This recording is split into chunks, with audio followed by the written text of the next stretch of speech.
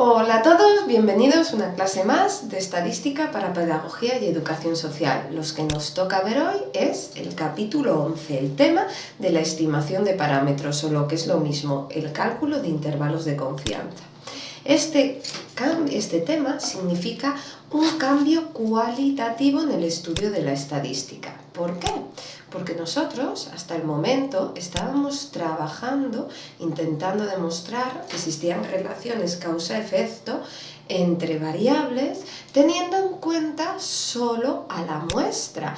Pero en el momento que empezamos la estadística inferencial, dejamos de lado la muestra y empezamos a trabajar con la población.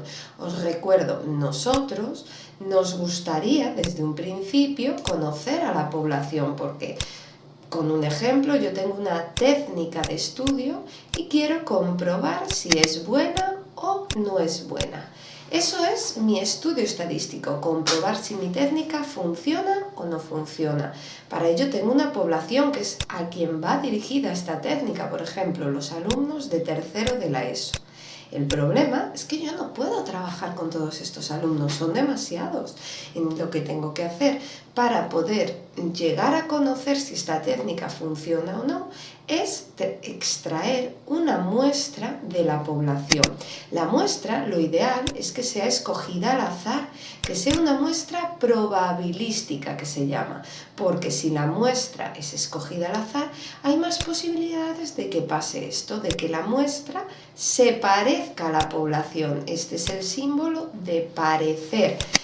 Es importante que la muestra se parezca a la población porque solo así podremos llegar en un futuro a conocer a la población, aunque en un principio conozcamos solo los datos de la muestra. Yo he cogido mi muestra y doy por hecho que, como la he cogido de la población y la he cogido al azar, hay cierto parecido entre la muestra y la población. A este parecido, esta similitud, se le llama en estadística homocedasticidad. Y nosotros, por unas pruebas que veremos en el tema 7, que es la prueba F de Fischer-Sende-Corolaven, ¿vale? Vamos a comprobar que haya homocedasticidad, porque si hay homocedasticidad significa que yo, a partir de los estadísticos, los cálculos que hemos aprendido a hacer en el tema 5, en el tema 6, todos los cálculos sobre las muestras, podré extrapolar esos valores a la población, podré llegar a inferirlos a la población, porque si la muestra se parece a la población, la media de la muestra se supone que se parecerá a la media de la población. Eso sí, idéntica no va a ser, igual que idéntica no es la muestra de la población. Yo en esto pongo el ejemplo de una madre y una hija. La hija viene de la madre y las hijas se suelen parecer a las madres, pero idénticas no son. Siempre hay cierto grado de diferencia. Bueno, hay algunas cosas en que se parecerán más y otras en las que se parecerán menos. Pues lo mismo pasa en las muestras con las poblaciones. Hay cálculos en los que se parecen más y otros cálculos que se parecen menos, pero siempre habrá cierto aire, cierto parecido. Sí, yo sé que si mi media es de 6 en la muestra, la media de la población andará cercana a 6, pero cuánto exactamente me será imposible. Para poder decir cuál será la media de la población, yo tendré que hacer una cosa que son los intervalos de confianza, donde al valor estadístico, al valor de la muestra, tendré que sumarle y restarle, porque me puedo confundir por arriba y por abajo, lo que conocemos como error muestral o error máximo, que es el máximo del error que se puede llegar a cometer por no estar trabajando con toda la población, sino con un subgrupo de ella, como un trocito que he extraído de ella. Y por lo tanto, yo al no trabajar con todos los datos, hay siempre cierto rango de error. Y ese error es lo que se conoce como error muestral. Este error muestral está formado a su vez por dos tipos de errores. Uno, el error de sesgo, que dice que aunque yo he hecho todo lo posible para que mi muestra se parezca a la población, no se parecen, tienen siempre cierto grado de diferencia. Hombre, que si hay homocedasticidad, un aire tienen, parecerse parecen, pero idénticas no van a ser. Esa diferencia entre la muestra y la población es el sesgo. Y como hemos dicho, como las madres y las hijas y las hijas se parecen más a las madres en unas cosas que en otras, pues el sesgo será mayor en unas cosas que en otras. Yo tendré que calcular la cuantía de este sesgo. ¿Cuánto es este sesgo y cómo lo haré? Pues lo haré por medio de unas fórmulas que son los errores típicos. Como hemos dicho que en algunos cálculos se parecerán más que en otros, ¿vale? Habrá muchos tipos de errores típicos. Nosotros, en este caso, como queremos conocer la media de la población, tendríamos que calcular el error típico de media. Si quisiese saber la media de proporción de mujeres, tendríamos que saber el error típico de P, el error típico de lo que sea. Ojo al dato. Importante no confundirse el símbolo del error típico con el símbolo de la desviación típica de la población. Son lo mismo, lo que pasa que el error típico tiene un subíndice debajo, una letra pequeñita debajo. Eso es un error típico. Si estamos ante una sigma sin más, con a lo sumo un 1 o un 2 debajo, esos serán desviaciones típicas. Si trabajamos con una sigma con una letrita por debajo, eso es un error típico. Bueno, como hemos dicho, el error típico es la cuantificación del sesgo y que forma parte del error muestral. Pero hay otro tipo de error que tengo que tener en cuenta, que es el error humano. El que tiene boca se equivoca. Yo me puedo equivocar, yo me equivoco normalmente y tengo que tener en cuenta que esos errores van a existir. En el ámbito de la estadística, como no podemos decir exactamente cuándo o por cuánto me voy a confundir, yo tengo que estimarlo, decir, bueno, a ojo de buen cubero, y como estoy un poco más despistada, hoy que estoy mucho más centrada, voy a confundirme esto otro. Yo soy la que va a tener que decir la cuantía de error humano que hay, ¿vale? Este error humano, el error humano, es llamado alfa para nosotros y se saca a partir del nivel de confianza, el nivel de confianza que tiene el investigador en que va a acertar. Así, puedo tener un nivel de confianza que sería el más habitual del 95%. Esto significa que confío que voy a acertar 95 de cada 100 veces. Pero si yo acierto 95 de cada 100 veces, ¿qué significa? Que fallaré un 5% de las veces. Y eso será mi alfa cuando lo convierta a valores en proporción, porque recordar que en estadística no nos gusta nada el tanto por ciento. De ahí este 5% lo divido entre 100 para convertirlo en un valor en proporción. Y yo tendré un alfa de 0,05. Pero una de las características de los alfas es que nunca se pueden meter directamente en una fórmula. Jamás de los jamases se tienen que meter directamente en una fórmula. ¿Qué hacíamos nosotros con los alfas y las probabilidades en el tema 6? Para saber el área mayor y el área menor, a la probabilidad lo pasaba por la tabla de la Z, o podríamos también pasarle, si las muestras son pequeñitas, por la tabla de la T de Student. Pues eso es lo que vamos a tener que hacer ahora. Yo, como no puedo incluir directamente en el error muestral el alfa, lo tengo que pasar a la tabla de la Z, ¿vale? Que sería entonces la Z de alfa partido 2. ¿Por qué de alfa partido 2? Porque yo me puedo equivocar por lo alto, pero también me puedo equivocar por lo bajo. Por eso el error lo tengo que dividir entre 2. La mitad irá por lo alto y la mitad por lo bajo. O la T de alfa partido 2 cuando las muestras son pequeñas. Así, si yo junto el error típico y el error humano pasado a la tabla, tendremos el error muestral y se juntará por medio de una multiplicación. Ahora, este error muestral es todo el error que se comete por no estar trabajando con todos los sujetos. Así, yo el estadístico me ha dado 6 Y este es el valor de la muestra, pero como yo no he estado trabajando con todos los sujetos, habrá un error muestral. ¿Qué error muestral? Que sumaré y restaré. Sumaré y restaré porque yo desconozco todos los valores, no tengo todos los valores.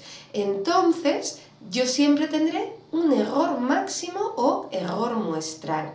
Y se suma y se resta porque se puede equivocar la muestra por lo alto o por lo bajo. Así, para saber el valor de la media de la población, yo le tendré que a la media de la muestra sumarle el error muestral por un lado y por el otro restarle el error muestral por el otro y conseguiré un intervalo, una serie de un valor máximo y un valor mínimo que se llamará límite superior y límite inferior, y entre este límite superior y este límite inferior se encontrará nuestro intervalo, será nuestro intervalo de confianza y se encontrará nuestra media de la población. ¿Cuál valor? Pues no lo sé exactamente, solo puedo asegurar que estará entre lo alto y lo bajo de este límite superior y este límite inferior. Realmente, si yo me vengo al formulario, veré que hay muchos intervalos de confianza diferentes, tantos como estadísticos hay. Aquí os aparecen 6 o 7 tipos diferentes, pero vosotros solo vais a tener que calcular dos: el apartado A, el intervalo de confianza de una media que os acabo de explicar, y el apartado F, que es el intervalo de confianza para diferencia de medias. Esos son los que preguntan en los exámenes, o sea que esos son los dos únicos que vamos a trabajar en la clase. Bueno, vamos a ver. Ahora vamos a coger un examen, que es el examen de 2015 septiembre original. Es un examen muy complejo, pero vamos a intentar resolver la pregunta del intervalo de confianza que ellos nos pidieron. Aquí nos dicen, ahora tenga en cuenta que la media del grupo de sujetos, es que hay un enunciado en la parte alta, pero volveremos a él luego, es de 10, al que le hemos aplicado una prueba que fue de 76. Aquí me dice, y la desviación típica insesgada es de 5,5. Perfecto. Y ahora me dice, tomando la media, pregunta 24, tomando la media de la prueba original como media de la población, porque arriba nos hablan de una muestra de 1.600 personas, que es muy grande, muy grande, muy grande, de la que se supone que extraen esta muestra de 10 sujetos. Entonces, la muestra de 1.600 será la población de esta muestra pequeñita, porque yo de esta muestra pequeñita la he sacado de la grandota. Y calculamos el intervalo de confianza en un nivel de confianza del 95%, intervalo de confianza de la media. ¿Puede decirse que las diferencias entre la media de la población y la media de la muestra es igual a 0? Bueno, esto lo explicaré luego. Ahora vamos primero a sacar lo que me están pidiendo con estos datos de aquí. Voy a sacarlos y los voy a poner en un Paint para poder calcular el intervalo de confianza de una única media. Vamos a trabajar el intervalo de confianza de una media.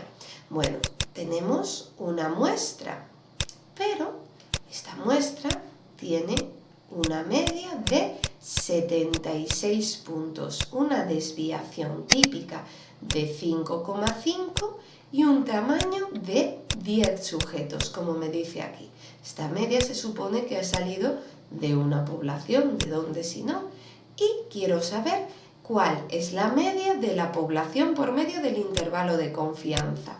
Para ello me vengo al formulario y tendré que buscar estos valores de aquí. Tendré que hacer el intervalo de confianza de una media. Pues yo vengo y empiezo a copiar. Lo primero que me dan, que el intervalo de confianza de una media será la media más menos el error muestral. Para ello necesito saber el error muestral y mi muestra es pequeña, entonces tengo que venir a este de aquí, donde es, en el caso de muestras pequeñas o grandes será este. El otro no puedo utilizarlo porque dice como alternativa solo para muestras grandes la z de alfa partido 2, y eso para muestras grandes, la mía es pequeñita de 10 sujetos, pues tendré que utilizar la tabla de la t-de-student y hacer este error muestral o error máximo. Además hay que calcular el error típico. Este error típico también nos dan dos versiones. Esta primera es para muestras pequeñas y la segunda para muestras grandes. Aunque lo dice muy enrevesado, es eso lo que quiere decir. La primera muestras pequeñas, la segunda para muestras grandes. Pues ya lo tengo. ¿Por dónde empezaré? Pues empezaré por lo bajo.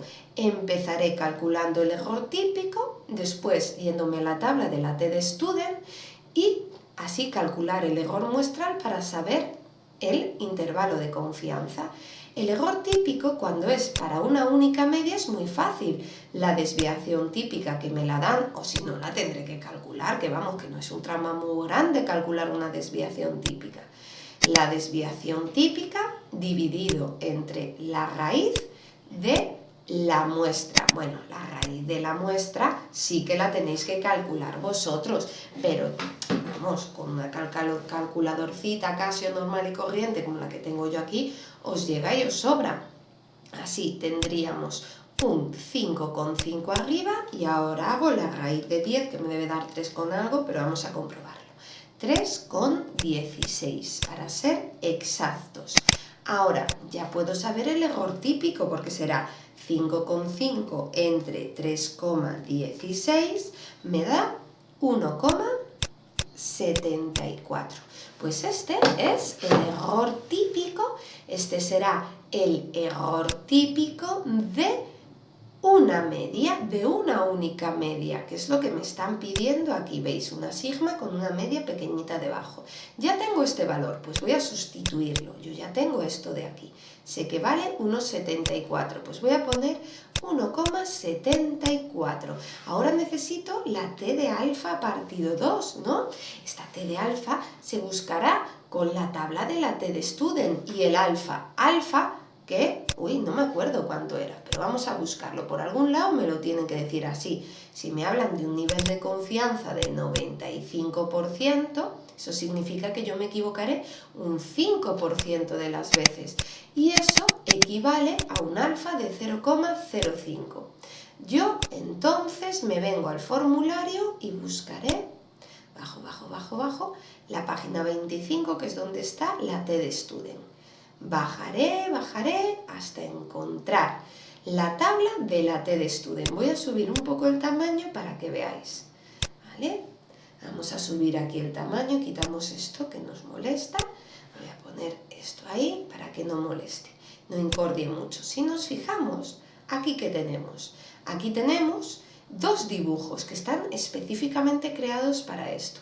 ¿Veis que el alfa aquí está dividido entre 2? Y cuando el alfa está dividido entre 2, tenemos que ir a dos colas. Si el alfa estuviese sin dividir, si solo me pudiese equivocar por lo alto, entonces tendría que ir a una cola, o por lo bajo solo, ¿vale? Pero como yo me puedo equivocar por lo alto y por lo bajo, y por eso he dividido el alfa entre 2, en la tabla, cuando me pongan una cola o dos colas, yo me tengo que ir a dos colas. Pues eso es lo que vamos a hacer. Yo aquí me tengo que venir donde pone dos colas y buscar mi alfa, que será este de aquí. Este es mi alfa. Ahora que yo ya tengo mi alfa, tendríamos que empezar a pensar que uno de los valores que estoy aquí subrayando, uno de estos valores será mi t de alfa partido 2. ¿Pero cuál? Pues depende de esta primera columna de aquí. En esta primera columna tenemos que buscar lo que se llaman grados de libertad. Cuando trabajo con una única muestra, por ejemplo en este caso, donde yo solo quiero saber el intervalo de confianza para una media, entonces trabajo solo con una muestra. Los grados de libertad serán n menos 1, el tamaño de la muestra menos 1. Si yo estuviese trabajando con diferencia de medias, sería n más n menos 2, porque aquí ya tendría dos muestras. Tendría la primera muestra, la de control, y la segunda muestra, que sería la experimental. Entonces sería n más n menos 2.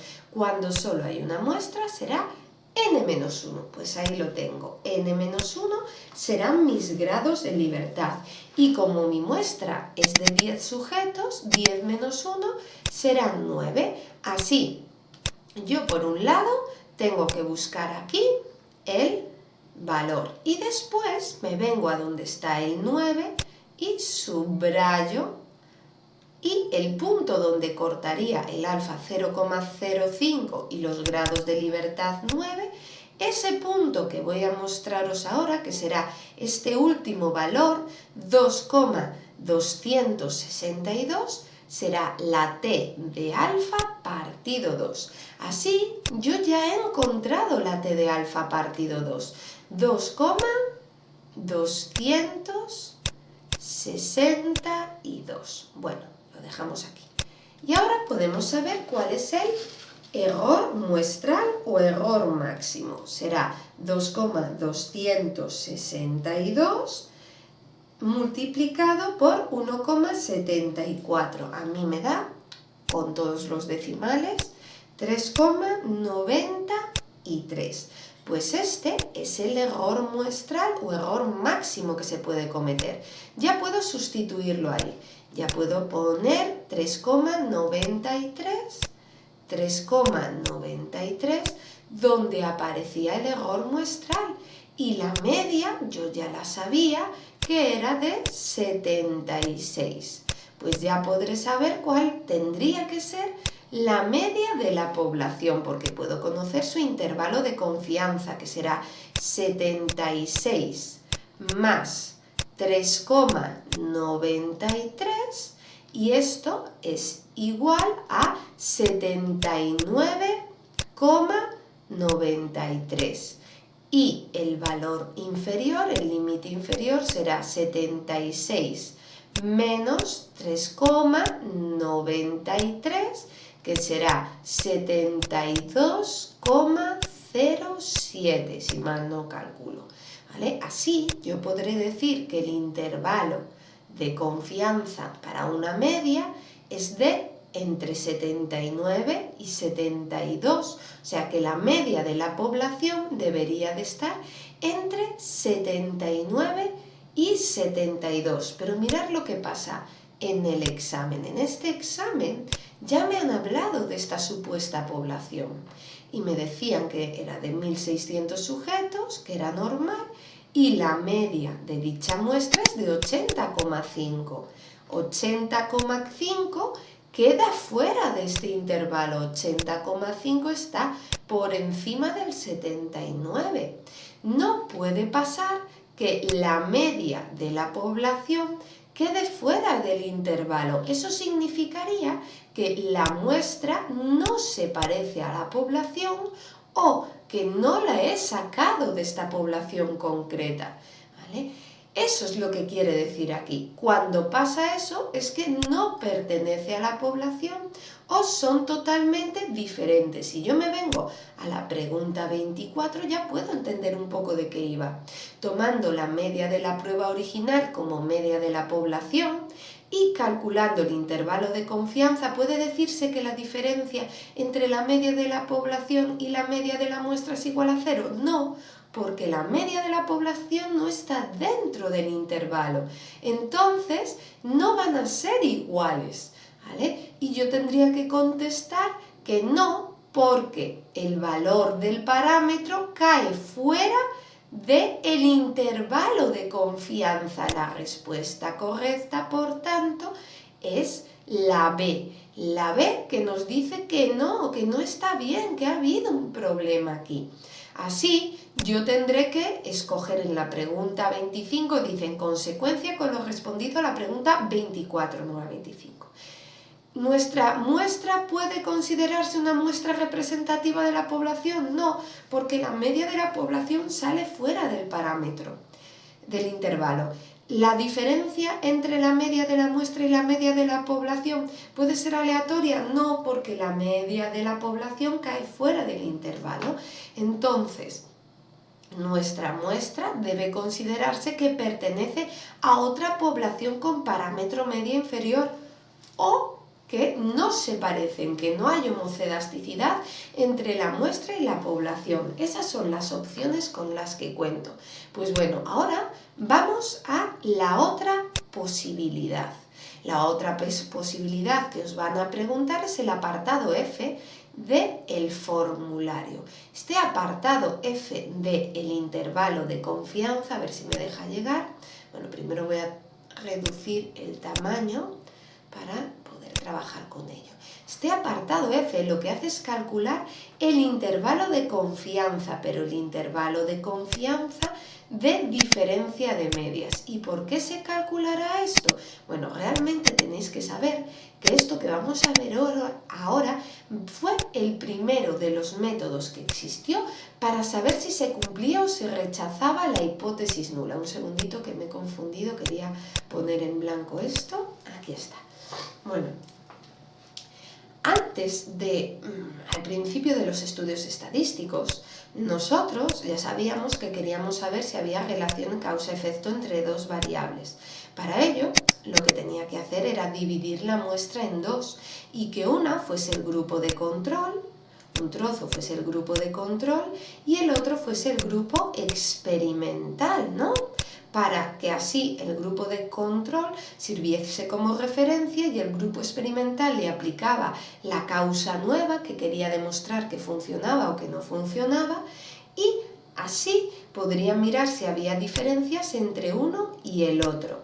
Claramente, yo solo puedo trabajar con la muestra porque no podía trabajar con toda la población porque era demasiado grande. Así yo tenía la media de la muestra y la media de la muestra experimental. Y primer lugar, para saber si mi experimento funcionaba, si mi causa funcionaba, yo lo que hacía era mirar si había diferencias entre la media de control y la media experimental, porque si hay diferencias, puede ser que en la población también existan estas diferencias y eso puede significar que mi experimento funciona, que mi causa funciona. O sea que en el fondo, si yo conozco la diferencia entre la media de la población de control y la media de la población experimental, podré saber si se cumple la hipótesis nula, porque si no hay diferencias entre la media de control y la media experimental en la población, es que se cumple la hipótesis nula. Si sí hay, pues será que se rechaza la hipótesis nula. Y yo esto lo puedo llegar a calcular por el intervalo de confianza de diferencia de medias. Este intervalo de confianza de diferencia de medias, en el fondo, se hará igual que como hemos hecho hasta ahora. Yo sabré que mi muestra no se parece en la población en cierta cantidad que se llamará error muestral o error máximo, que puede ser por lo alto o por lo bajo. Entonces, este error máximo o error muestral lo tendré que calcular y estará formado por el error de sesgo, que se calcula con el error típico, en este caso, de diferencia de medias. ¿Vale? Pues tendríamos el error típico de diferencia de medias que juntarlo al error humano, que como no podía meterse directamente en la tabla, lo tenía que pasar por la tabla de la z de alfa partido 2 o de la t de alfa partido 2, aunque en el formulario hay una ligera errata porque solo aparece la z de sigma partido 2 y no debería ser así, debería ser la z de alfa partido 2. A ver si soy capaz de bajar esto un poco. Uy, bajarlo. Aquí. y veáis, aquí pone z de alfa partido 2. Es z de, o sea, pone z de sigma partido 2 y tiene que ser z de alfa partido 2 para muestras grandes. Para muestras pequeñas, la t de alfa partido 2. También hay dos errores típicos, dos formas de calcular el error típico. Esta primera es para muestras grandes y la segunda sirve para todos los casos, para muestras pequeñas o grandes. Yo siempre aconsejo utilizar este segundo caso porque es más eficaz. Es más eficaz en tanto que es el que utiliza el programa SPSS. Por defecto siempre utiliza este. Así, yo, como en los exámenes utilizan ese programa para sacar los resultados, os quedará más exacto si cogéis este.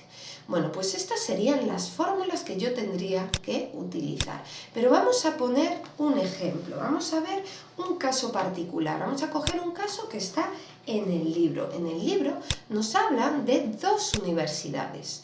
Una va a ser la Universidad de Harvard y otra la Universidad de Alcalá de Henares. ¿Por qué? Porque yo quiero comprobar... Uy, un segundito que no he conseguido copiarlo. Yo quiero hacer un estudio que quiera demostrar que el cociente intelectual de la gente, de los alumnos que estudian en las universidades top 10, las mejores universidades del mundo, son mejores, o a lo mejor que son normales, son iguales que los que estudian en el resto de universidades. Para eso he escogido una muestra. La muestra será una muestra que dividiré en dos. Por un lado estará la muestra de Harvard, que es una universidad del top 10, y otra la de Alcalá de Henares, que es una universidad normal y corriente. Y de estas muestras he sacado todos estos valores. He mirado que la media de Harvard era de 110 y la media de Alcalá de Henares de 105. Hay 5 puntos de diferencia entre unos y otros. El tamaño de las muestras y las desviaciones también son diferentes. Y yo quiero saber si estos 5 puntos de diferencia son relevantes o no son relevantes. O sea, si existirían en la población o no existirían en la población. Bueno, para ello tenemos que hacer lo que habíamos comentado, calcular el intervalo de confianza de diferencia de medias. Y eso se hará calculando la diferencia de medias y sumándole y restándole lo que llamaremos error muestral o error máximo, que es el máximo del error que se puede cometer por estar trabajando con una muestra y no estar trabajando con poblaciones. ¿Por dónde empezaremos? Pues tenemos que empezar por abajo. Primero tenemos que tener el error típico para, una vez que tengo el error típico, poder calcular la z o la t de alfa partido 2. En este caso va a ser la z de alfa partido 2. ¿Por qué va a ser la z de alfa partido 2? Porque mis muestras son grandes. Una muestra es de 90 sujetos y la otra es de 120. Las muestras serán grandes. Y entonces puedo utilizar la tabla de la z de alfa partido 2.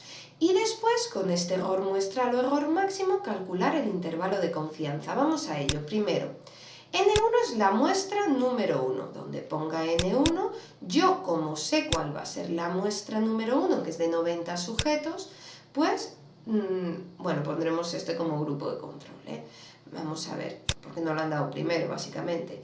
Pondremos aquí 90, 90 y 90.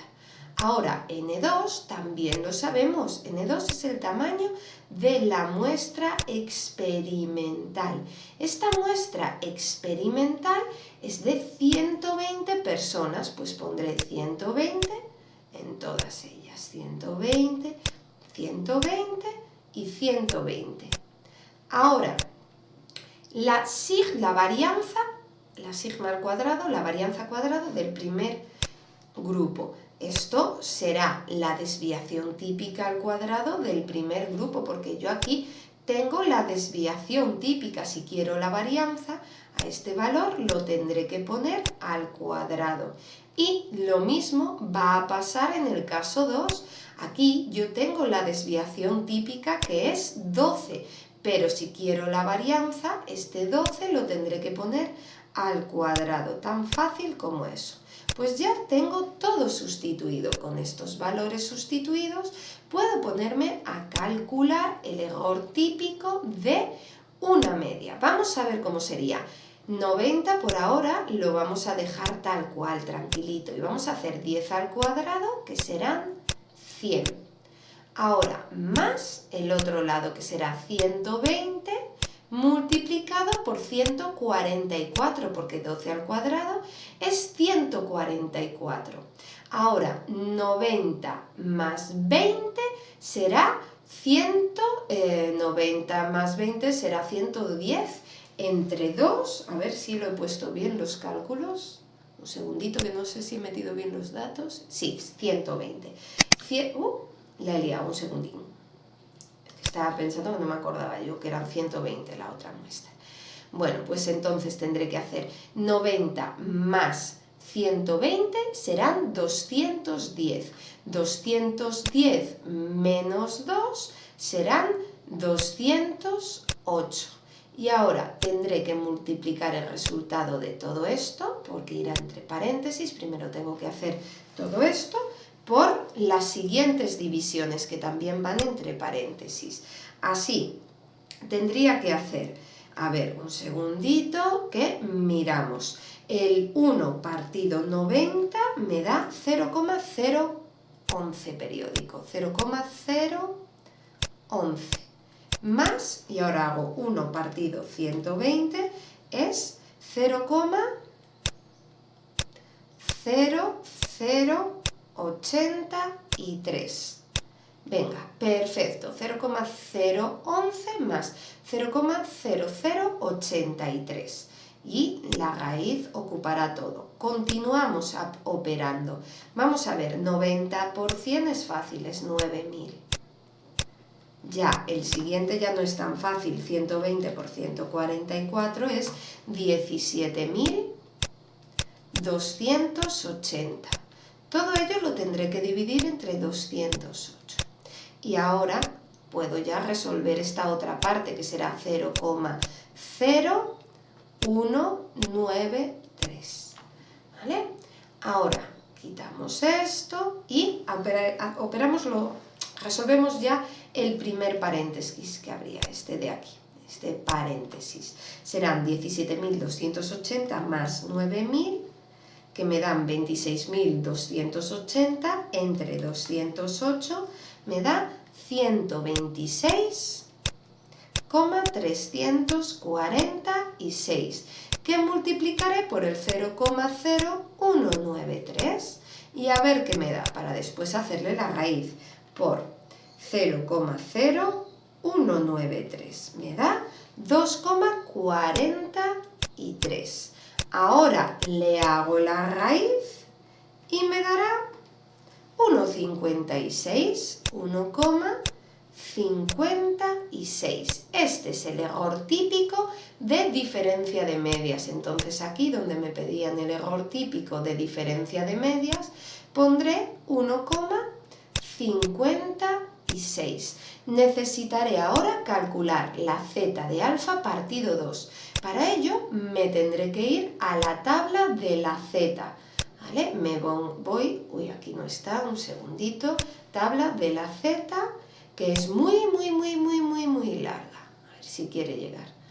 Aquí. Esta es la tabla de la z.